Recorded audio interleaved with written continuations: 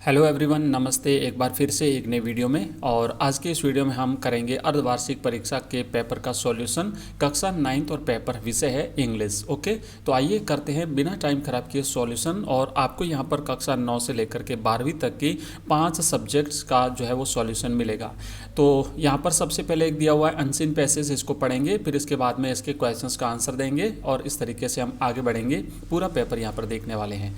ध्यान रखिएगा, जब भी कभी आप अनसीन पैसेज पढ़ते हैं तो पैसेज पढ़ने से पहले एक बार उसके क्वेश्चंस पढ़ लीजिए, ताकि एक बार में ही पैसेज पढ़ते समय सारे प्रश्न के आंसर आप कर लीजिए। दोबारा आपको पैसेज पढ़ने की आवश्यकता नहीं पड़े। प्रश्न यहाँ पर है, what do the Hindu call Ganga? Hindu Ganga को क्या कह करके बुलाते हैं? व्हाट इज त्रिवेणी? त्रिवेणी किसे कहते हैं? In what way is the Ganga useful to our country? Ganga हमारे देश के लिए उपयोगी किस प्रकार है? Where does the Ganga's speed become slower? कहाँ पर जाकर के गंगा की स्पीड स्लो हो जाती है? And why does the Hindu wish to die on the bank of the holy Ganga? हिंदू लोग गंगा के किनारे मरना जो है क्यों, उसकी इच्छा क्यों होती है उनकी? तो आइए पढ़ते हैं one by one. The Ganga is a holy river to the Hindus. Ganga हिंदुओं के लिए एक पवित्र नदी है। The Hindus call the Ganga mother Ganga. Every Hindu wishes to die on the bank of the holy Ganga so that he may reach heaven. यहाँ पर देखिए 3 प्रश्नों का आंसर मिल गया। पहला तो ये था कि what do the Hindu call Ganga? Hindu Ganga को क्या कहकर के बुलाते हैं? तो राइट आंसर रहेगा Hindu call Ganga mother Ganga. Okay, Hindu call Ganga mother Ganga. तो हिंदू जो है वो गंगा को क्या कहकर के बुलाते हैं? मदर गंगा। नेक्स्ट दूसरा प्रश्न ये था कि यहाँ पर जो है ना, why does the Hindu wish to die on the bank of the holy Ganga? पवित्र गंगा के किनारे क्यों मरना चाहते हैं? बिकॉज, या फिर यूँ लिखिए सो दैट, ताकि ही मे रीच हेवन, वो स्वर्ग में जा सकें। और या फिर आप इस तरीके से लिख सकते हैं कि the Hindu wish to die on the bank of the river Ganga because he wanted to go to heaven, ताकि वो क्योंकि वो स्वर्ग में जाना चाहते हैं। ठीक है, इस तरीके से ये आपके 2 प्रश्न हो गए। नेक्स्ट आगे बढ़ते हैं और फिर से देखते हैं यहाँ पर। It is one of the biggest river in India, about 1500 miles in length. It comes from the Gangotri mountain in the Himalayas. At Haridwar, it leaves the mountains and enters the plain. Its speed is slower in the plain at Allahabad. The Jamuna also join it, and the influence is known as Triveni after flowing through Bihar and Bengal. तो यहाँ पर अब देखिए 2 और प्रश्नों का answer मिल गया। पहला तो लिखा हो कि at Haridwar it leaves the mountain. Haridwar में ये जब आती है तो पर्वत छोड़ करके मैदान में प्रवेश करती है, और इलाहाबाद में जा करके, है ना, इलाहाबाद में ये लिखा हुआ है Allahabad and plain it speed is slower in the plain at Allahabad. तो इलाहाबाद में इसकी स्पीड जो है वो हो जाती है स्लो। और उसके बाद में जमुना भी यहाँ आकर के मिल जाती है। Jamuna also join it and confluence is known as Triveni after flowing through Bihar and Bengal. तो उसके बाद यहाँ पर ये त्रिवेणी के नाम से जानी जाती है। त्रिवेणी जहाँ पर 3 नदियाँ मिलती हैं, तो ये जो गंगा और सरस्वती और जमुना, ये तीनों नदियाँ मिलती है, तो इसलिए यहाँ पर त्रिवेणी बनती है। तो त्रिवेणी किसे कहते हैं? Where 3 rivers join each other, that is called Triveni. तो उसे त्रिवेणी कहते हैं। ठीक है, और अब हमारा एक ही प्रश्न रहा है कि in what way is the Ganga useful to our country? बस ये एक बचा है। ठीक है, तो ये हमारे लिए उपयोगी क्यों है? The Ganga is very useful for our country. It brings with it rich soil from the mountains and spread it on the land to make it very fertile. तो ये पहाड़ों से उपजाऊ मिट्टी लाती हैं और मैदानी भागों में बिछा करके भूमि को उपजाऊ बना देती है। ओके, तो इस तरीके से हमारा पहला पैसेज हो गया। दूसरा पैसेज पढ़ते हैं, फटाफट से देखते हैं। लिखा है name any 5 products that we get from the forest. 5 जंगलों से प्राप्त हम करते हैं उन 5 प्रोडक्ट का नाम लिखना है। What important work do tree during Wars? युद्ध के दौरान कौन से महत्वपूर्ण काम करते हैं पेड़?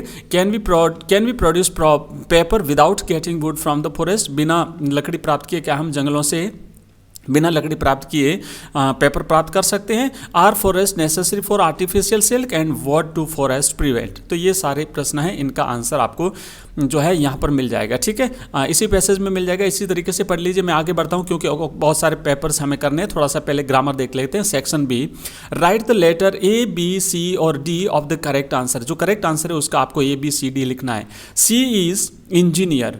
तो यहाँ पर ध्यान रखिएगा, ये इसका जो प्रोनाउंसिएशन है वो वोवल साउंड से हो रहा है, तो इसलिए इससे पहले लगेगा एन। ठीक है ना, C is an engineer. C is an engineer, option इसका बी जो है वो राइट रहेगा। नेक्स्ट है book is mine, this, those, these and none of the, तो ये आएगा this book is mine, singular है, सिंगुलर नाउन है बुक, सो आएगा this book is mine, A is the right answer. Next है we saw Taj Mahal, अब ध्यान रखिए जो फेमस जो प्लेस होते हैं उनके आगे आर्टिकल द लगता है, तो यहाँ पर आएगा the Taj Mahal, we saw the Taj Mahal, तो ऑप्शन सी इसका करेक्ट आंसर रहेगा। नेक्स्ट है 4 नंबर है where is tea the pot, there is tea the pot, अब उस पोट का मतलब बर्तन में टी है तो यहाँ पर आएगा in, there is tea in the pot, okay, in the pot भी आएगा। My book is the table, my book is on the table, okay, यहाँ पर आएगा ए। आगे बढ़ते हैं, फिल इन द ब्लैंक्स करना है आपको, यहाँ पर टेंसेस भरने हैं। The sun rise in the east, तो इसमें आता है द सन राइजेज, है ना, एस लगेगा इसके पीछे, राइज के पीछे लगेगा s, the sun rises in the east.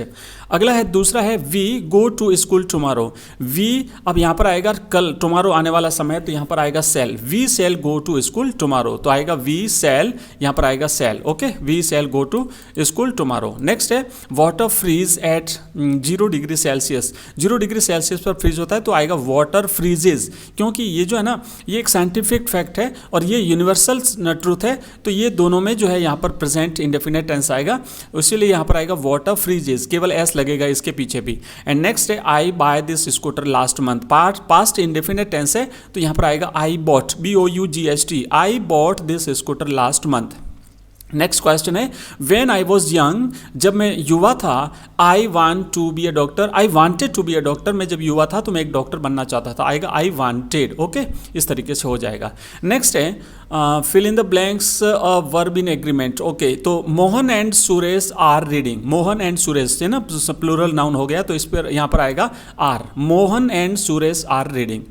Not only he but also she is or am, तो she is going to visit village fair, not only he but also she is going to, okay, तो यहाँ पर आएगा she is आएगा, okay, ये verb agreement होता है, इसका थोड़ा सा डिटेल में अध्ययन करेंगे बाद में, लेकिन यहाँ पर आपको इज भरना है, इसका राइट आंसर रहेगा। नेक्स्ट है the teacher and the poet, the poet, the post, the priest, अब देखिए स्पेलिंग खोटी है, हम इसे पोइट मान लेंगे, POET, ठीक है, पोइट मान लेंगे, तो यहाँ पर चूंकि 2 आदमी है, द टीचर अलग है एंड द पोइट अलग है, तो यहाँ पर आएगा आर, ठीक है, the teacher and the poet are friend, अब यहाँ पर फ्रेंड्स आएगा, है ना, दोनों मित्र हैं, तो are my friends, okay. And next है both Kavita and Manish cook food, cook आएगा, ओके, प्लूरल नाउन है तो यहाँ पर वर्ब भी प्लूरल रहेगी, वर्ब की फर्स्ट फॉर्म हमेशा प्लूरल रहती है, तो यहाँ पर आएगा कुक फूड, ओके, ये तो हो गए। अब यहाँ पर देखिए ये एक पैसेज दिया हुआ है, पैसेज में से ही आंसर पूछे, आप पैसेज पढ़ लीजिए और इसका आंसर दे दीजिए। बाकी ये जो क्वेश्चंस हैं आपकी बुक में से दिए हुए हैं, तो इस तरीके से हमने इसका सॉल्यूशन कर दिया। थोड़ी देर में आपको एक और वीडियो मिलेगा जिसका हम सॉल्यूशन करेंगे, और ये पूरी की पूरी ग्रामर और 9th क्लास की इंग्लिश अगर आप पढ़ना चाहते हैं तो हमारे चैनल को सब्सक्राइब अवश्य कर दीजिए। साथ ही साथ इस वीडियो के डिस्क्रिप्शन में हमारे टेलीग्राम चैनल का लिंक दिया हुआ है, आप उसे भी ज्वाइन कर लीजिए, हमारे सभी वीडियोज़ की PDF आपको वहाँ से मिल जाएगी। थैंक यू, बहुत बहुत धन्यवाद।